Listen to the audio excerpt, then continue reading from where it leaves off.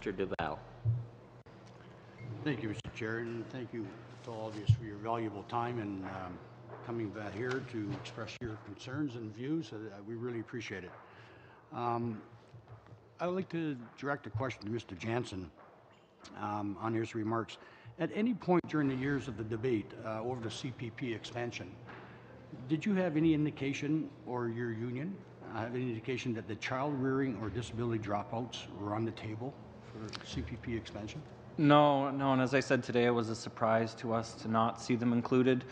The release that the finance ministers made in June, the document that they put out, said nothing about this, the signed document, and the backgrounder they produced at the time said nothing about this. So it was really only when we saw the legislation. During the years of talks, we had not heard that this was an item to be discussed and perhaps changed. Okay, and yesterday we had some government officials here, and they said the child rearing and disability dropouts were subsidies within the plan. Do you agree with that? They're subsidies?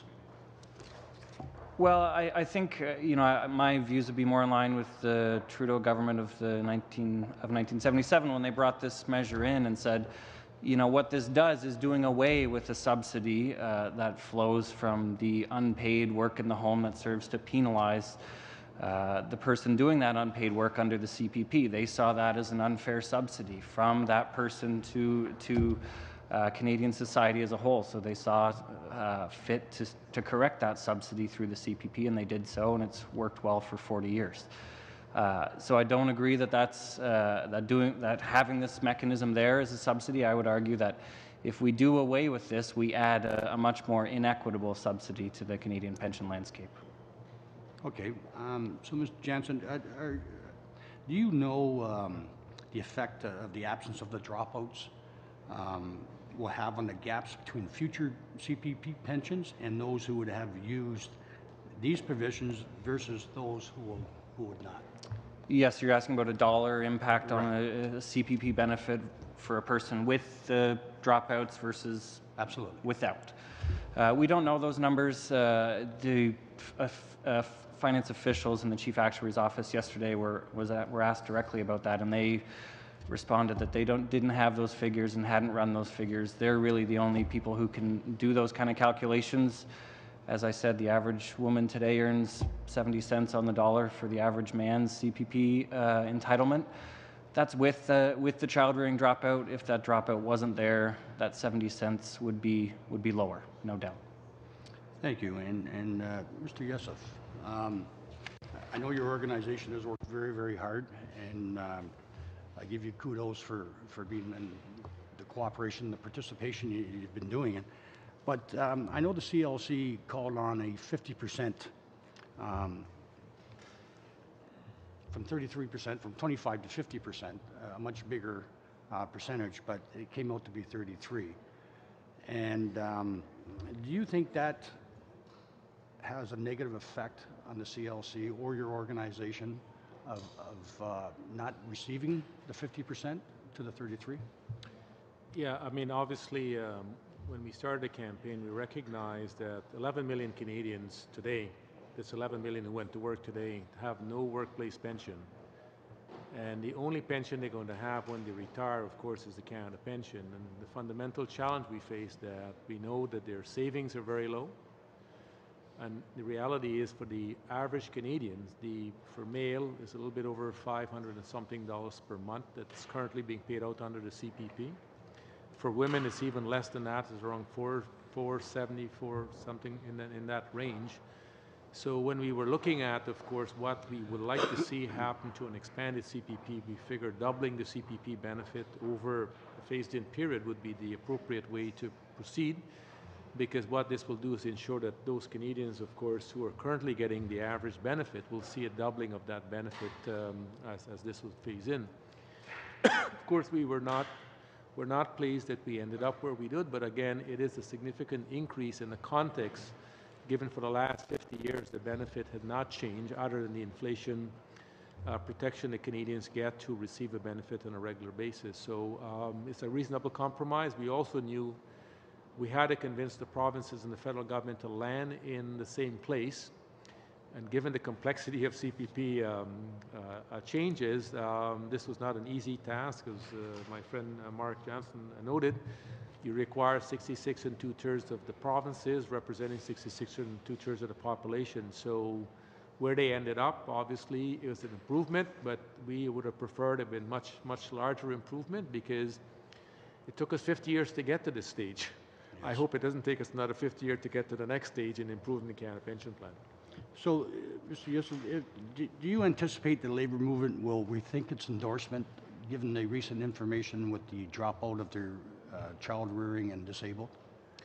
Well, listen, I think this committee directly have a responsibility to amend the bill to fix that problem. This is an affront to women's equality in this country, and is simply wrong. It was corrected in 1997, and we have no businesses going back and taking that away from women and people who are, of course, get disability benefit.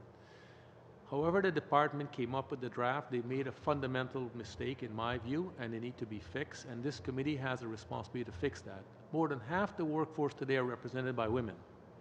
To tell them that they are not going to be treated equally as men in the workforce, to me, is wrong, and I think this committee has a responsibility. Equally, the department should come back and say they made a mistake. This will do very little, I think, in trying to in terms of the premium increase. I think it disadvantaged two very important groups in this country, and in my view, it was never discussed during the enhancement, and it should not remain as part of the bill going forward when the House actually debate and finally vote on this bill at the third reading.